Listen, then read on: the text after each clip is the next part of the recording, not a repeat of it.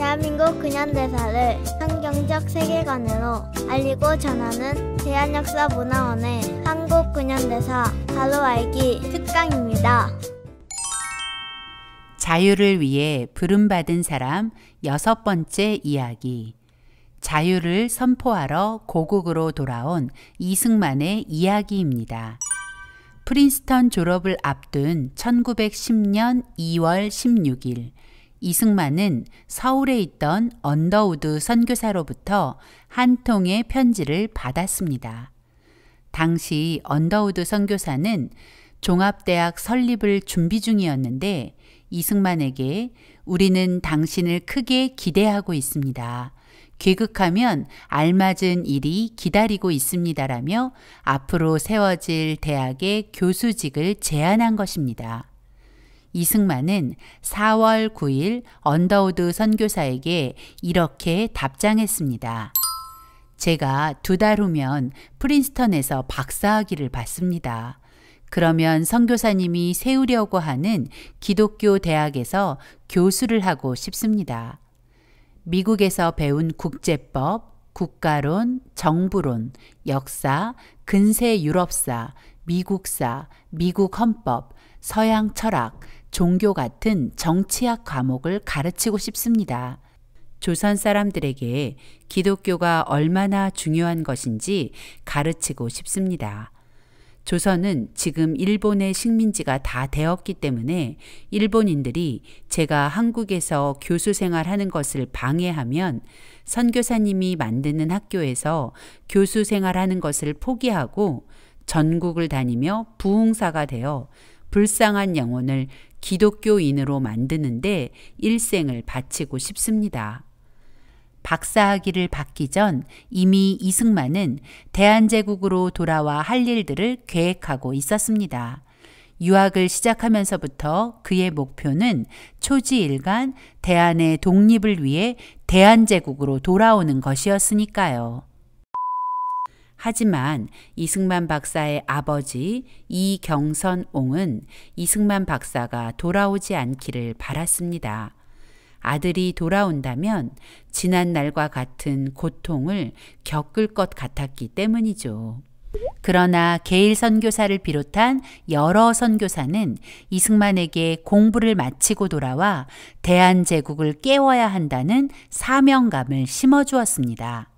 만약 이승만 박사가 미국에 머물렀다면 얼마든지 좋은 직업과 명예 그리고 안정적인 삶을 보장받았을 것입니다. 그러나 이승만 박사는 하나님께서 주신 마음을 잊지 않았습니다. 조선의 백성으로서 책임감을 가지는 것. 그래서 그는 기꺼이 자신의 조국을 위해 헌신하려 돌아올 준비를 한 것이죠. 1910년 6월 프린스턴 졸업식에서 박사학위를 받던 날 이승만은 망하기 직전인 대한제국을 생각하며 안타까운 마음을 이렇게 되뇌었습니다. 나의 준비 기간은 끝났는데 나는 깊은 슬픔을 느낀다. 내가 가서 일해야 할 대한제국은 이제 나의 나라가 아닌 것을. 네, 정말 그랬습니다. 1910년 8월 29일 대한제국은 일본에게 모든 권리를 빼앗기는 경술국치의 수모를 겪으며 완전히 멸망하게 되었고 일제 식민 통치가 시작이 되었습니다. 이승만이 조지 워싱턴 대학에 입학하던 해 고종은 을사조약으로 나라를 팔았고 5년 후 이승만이 프린스턴에서 박사학위를 받고 2달이 지난 8월 29일 고종의 아들 순종은 백성들에게 나라를 일본 천황폐하께 이양하니 소란 떨지 말고 복종하라고 말하며 그 어떤 한거도 없이 일본에게 나라를 넘겨주었고 대한제국은 지구상에서 사라져 버렸습니다. 그러나 왕실은 일본 천황가의 일원이 되어 일본이 망할 때까지 일본 돈으로 호사를 누렸죠. 그런 조국으로 돌아오기 위해 이승만 박사는 길을 나섰습니다. 고국을 떠난 지 약 6년 만에 나라를 되찾기 위해 배움에 몰두했던 이승만 박사는 그 목표를 달성하고 미국을 떠나게 되었습니다. 한일합방 5일 후인 1910년 9월 3일 뉴욕항에서 발티코를 타고 영국 리버풀로 향했습니다. 런던에서 기차를 타고 파리, 베를린, 모스크바를 거쳐 시베리아 횡단 열차를 타고 만주를 지나 압록강을 건넜습니다. 이승만 박사는 대한제국의 관리가 아닌 일본 경찰에게 입국 심사를 받는 자신과 동포들을 보며 나라 잃은 서름을 실감하게 되었다고 합니다. 1910년 10월 10일 고국을 떠난 지 5년 11개월 6일 만에 일본의 식민지가 된 서울에 돌아왔습니다. 서울에 돌아온 이승만 박사는 서울 황성기독청년회, 즉 YMCA에서 사역을 시작합니다. 이곳에는 한성감옥 동지 이상재와 김정식, 유성준, 홍재기 등이 일하고 있었는데 이들은 이승만 박사가 한성감옥에서 복음을 전해 기독교인이 된 사람들이었죠. 이 박사가 귀국하기 전 언더우드 선교사는 앞으로 설립될 기독교 대학의 교수직을 제의했고 게일 선교사와 존 모트 선교사는 서울 YMCA에서 일할 것을 제의했습니다. 그러나 언더우드 선교사가 시작하려는 기독교 대학의 인가가 늦어지면서 이승만 박사는 게일 선교사와 존 모트 선교사의 제안을 받아들여 YMCA 한국인 총무와 YMCA의 학생부 간사 그리고 YMCA 청년학교 학감으로 일하게 된 것입니다. 이 박사가 YMCA 총무직을 수락한 이유 중 하나는 국제단체인 YMCA 보호 속에서 독립운동을 하기 위한 목적도 있었던 것 같습니다. 당시 서울 YMCA는 애국청년 지사들의 집결지였고 마치 제2의 독립협회처럼 옛 동지들이 많이 참여하고 있었습니다.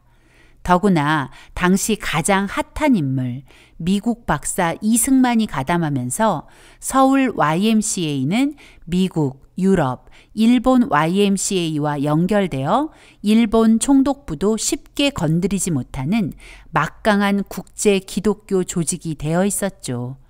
이 모든 일이 하나님의 섭리 아닐까요? YMCA 청년학교는 중고등학교 과정과 대학 과정을 포함한 학교였습니다. 이곳에서 이승만 박사는 청소년 그리고 청년들에게 기독교 세계관을 기초로 한 자유를 가르치기 시작했습니다. 주일이면 교회에서 설교를 하고 성경 연구반에서 성경을 가르치고 외부에 나가 강의나 강연을 했습니다. 또한 전국적으로 YMCA 지부를 세우는 일에 공을 들였고 선교사들의 좋은 설교나 글 그리고 성경 공부 교재를 우리말로 번역하기도 했습니다. 그러나 이 일들을 그리 길게 이어가지는 못했습니다. 이 박사의 조선 사역은 1910년 10월부터 1912년 3월까지 약 1년 5개월 동안 뿐이었습니다. 1년 5개월 동안 이승만 박사가 한 일들을 살펴볼까요? 이승만 박사가 YMCA 국제위원회에 제출한 보고서에 자신의 사역 내용을 이렇게 보고하고 있습니다. 나는 안식일 때마다 바깥 교회에 나가서 설교하는 일과 오후에 바이블 클래스 지도를 계속하고 있습니다. 그 한편으로 나는 청년의 학교에서 주 9시간에서 12시간의 강의를 합니다. 다른 학교에 나가서 수시로 하는 짧은 강의 외에도 청년의 학교 생도들만을 위한 주 3회의 특강을 해야 합니다. 이승만 박사는 우선 바이블 클래스를 조직하여 성경 강의에 집중했습니다. 이 박사가 언더우드 선교사에게 보낸 편지에서 말했듯 조선 사람들에게 기독교가 너무나 중요했기 때문이죠. 지금 보는 사진이 바로 바이블 클래스에 모여든 학생들입니다. 또한 청년학교 대학부에서 성경과 국제법을 가르쳤는데 이 박사에게 가르침을 받기 위해서 많은 학생들이 몰려들었다고 합니다.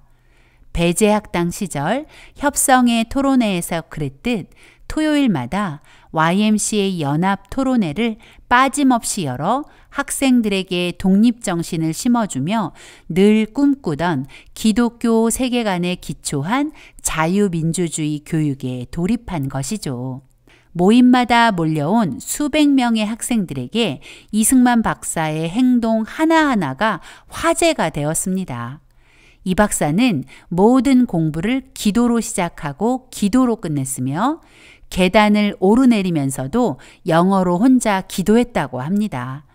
그리고 재미있는 이 박사의 유머에 매 강의마다 웃음이 끊이지 않았다고 합니다. 학생들이 조금만 잘해도 원더풀, 중요한 대목마다 굉장해, 정말 굉장해 라고 추임새를 넣어서 이 굉장이란 별명까지 얻었다고 하네요. 이 박사의 강연과 강의는 청중을 압도하는 설득력이 있어서 마치 교회의 부흥회처럼 그 열기가 대단했다고 합니다.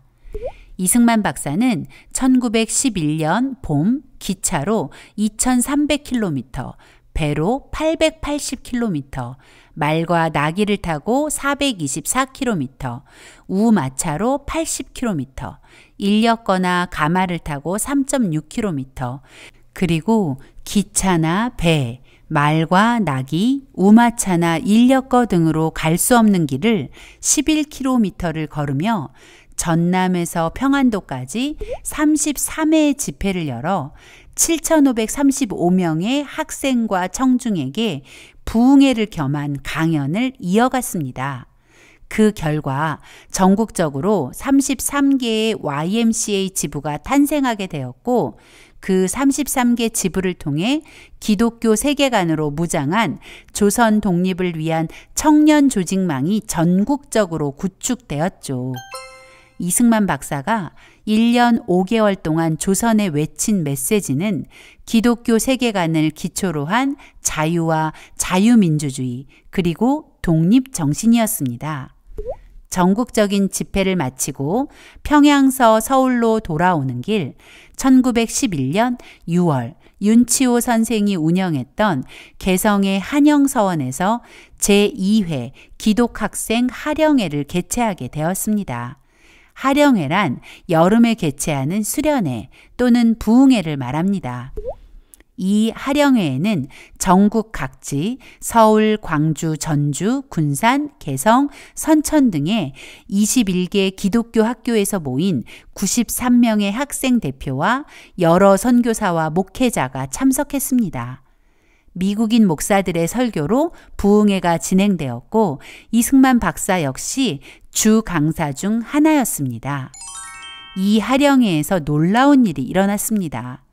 성경 말씀을 들은 사람들의 마음에 성령의 불이 임하면서 내가 조선의 독립을 위해 헌신해야 한다는 독립정신이 일어난 것이죠.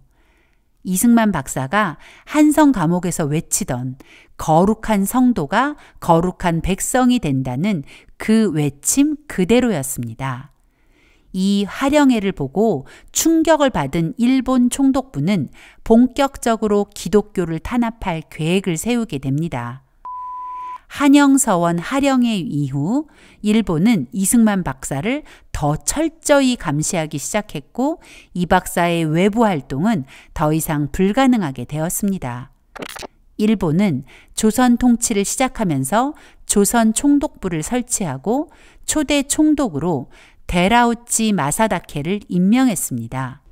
데라우치는 교회야말로 조선에서 가장 강력한 항일 집단이며 이 집단을 와해시키지 아니하고는 효율적인 조선 통치가 난관에 부딪히게 될 것이다라고 단언했습니다. 왜 교회가 조선 통치에 방해가 될까요? 그 이유를 이승만 박사는 한국교회 핍박에 이렇게 적었습니다. 일본 생각에는 한국교회는 독립사상을 배양하는 곳이요. 한국 교인들은 장래의 혁명을 주창할 자들일 것이다. 그러므로 일본이 한국 교회를 통제하고 한국 교인들을 다스리기 전에는 장래의 화근을 막을 수 없다고 여겼다. 네, 맞습니다. 기독교의 가르침은 조선을 바꾸고 있었습니다. 그리고 일본은 조선이 기독교의 가르침대로 변화된 후에는 조선 통치가 불가능하다는 것을 알아차린 것이죠. 그래서 조선을 자신들의 뜻대로 움직이기 위해서는 기독교를 제거해야만 했던 것입니다. 일본은 살아있는 천황을 신으로 섬기는 우상숭배 국가입니다. 그러므로 천황이 온 세계로부터 존경과 숭배를 받아야 한다고 생각했습니다. 더 나아가 천황이 지배하는 세상을 만들고자 했습니다. 그러나 일본의 천황 숭배는 오직 한 분이신 하나님을 믿는 기독교인들에게는 절대 용납될 수 없는 것이었죠. 또 자유민주주의 역시 기독교의 아름다운 산물인지라 천황 숭배를 주장하는 일본과 사사건건 부딪히게 되어 있죠. 더구나 기독교인이 된 조선 사람은 교회를 통해 하나로 연합하고 그 연합한 무리가 용기를 내서 독립을 찾으려 하니 일본 입장에서는 조선의 기독교와 기독교의 산물인 자유민주주의는 박멸의 대상일 수밖에요. 그래서 일본은 조선에서 기독교를 제거할 계획을 세우게 된 것입니다. 그것이 바로 백오인 사건입니다. 이 사건을 시작으로 일제는 본격적으로 조선 기독교 탄압에 돌입합니다. 백오인 사건은 데라우치 암살 모의 사건이라는 일본이 연출한 가짜 뉴스에서 출발합니다. 데라우치 암살 모의 사건의 전말은 이렇습니다. 일본은 조선을 넘어 내륙 깊숙이 진출할 목적으로 철도망을 증설하고 있었습니다. 압록강 철교도 바로 그런 목적에서 만들어지고 있었죠. 1911년 12월 27일 압록강 철도 기공식이 예정되어 조선 총독부 총독 데라우치가 압록강 철교 기공식에 참석하기로 되어 있었습니다. 이것은 팩트입니다. 이제부터 일본의 자작극이 시작됩니다. 데라우치가 기공식에 참석하기 위해 기차로 이동할 때 기차가 선천에 정차하면 데라우치를 저격하려 한다는 첩보가 입수되었다는 것입니다. 이 일은 전혀 사실이 아닌 일본의 자작극이었습니다. 일제는 즉시 데라우치 암살을 모의한 범인을 색출한다며 1911년 11월 11일부터 평안도 일대의 기독교 지도자와 대부분이 기독교인이었던 신민의 회원 약 700여 명을 잡아들였습니다. 그중 123명이 혐의자로 기소되었고 8개월이 지난 1912년 6월 28일이 되어서야 첫 공판이 시작되었습니다. 첫 공판 이후 약 20여 회의 재판이 진행되었고 105명에게 유죄 판결이 내려지게 되면서 그렇게 백오인 사건이라는 이름이 붙여지게 된 것입니다. 수사와 재판은 충분한 조사도 없이 진행되었고 일제의 주장만 인정되는 편파적인 재판이었습니다.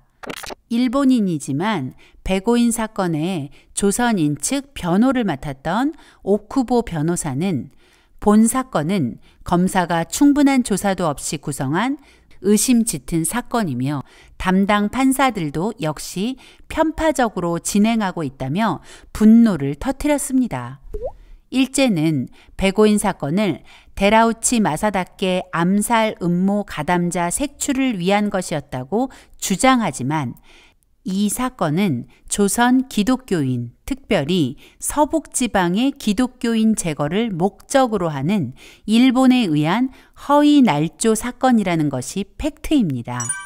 그렇게 말할 수 있는 이유는 기소자 123명 중 98명이 기독교인이었고 유죄 판결을 받은 백오인 중 91명이 기독교인, 그리고 전체 123명의 기소자 중 118명이 서북지역 출신이기 때문입니다.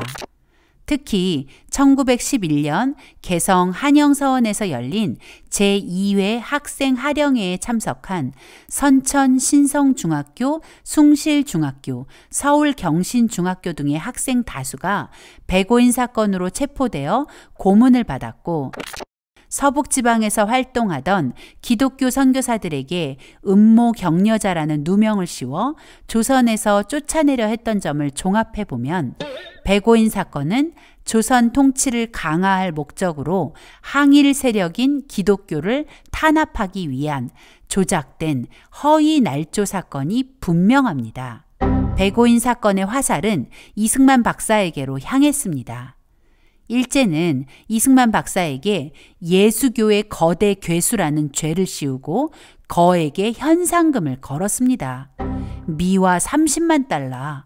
지금도 30만 달러는 큰 돈인데 당시로는 인생 역전의 기회를 가능케 하는 거금이었습니다. 그러니 이승만 박사를 노리는 사람이 많았을 것이고 그만큼 이 박사에게 다가온 위험의 크기가 컸다는 것을 짐작할 수 있습니다.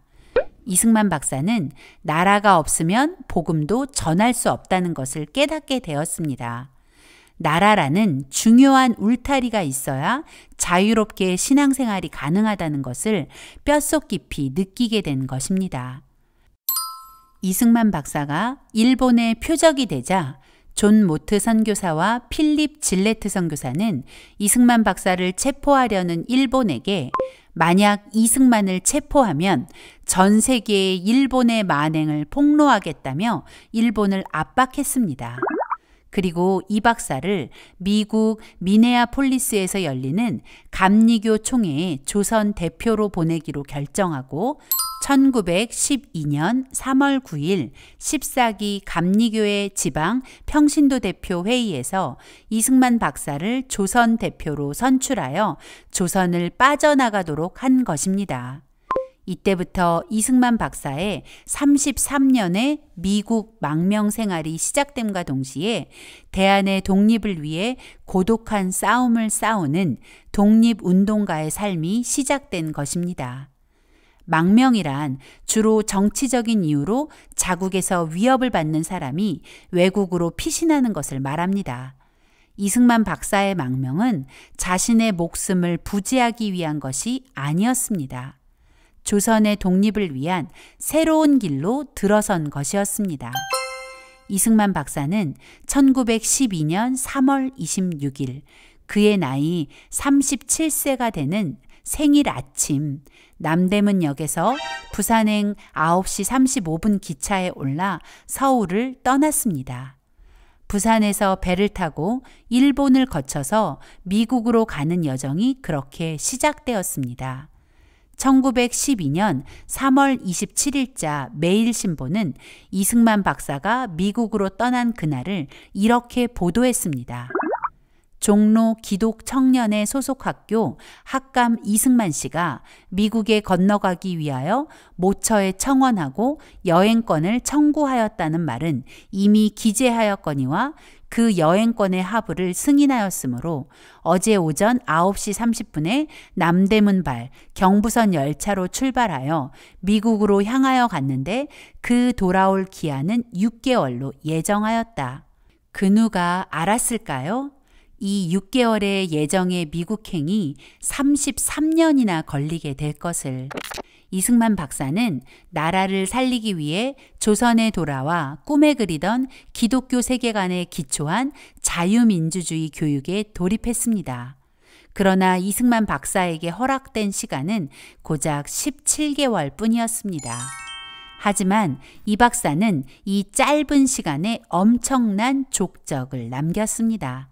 무엇보다 전국에 YMCA 조직망을 만들었고 이 조직을 통해서 배출했던 사람들이 후일 3.1 운동과 독립운동의 주역들이 된 것이죠.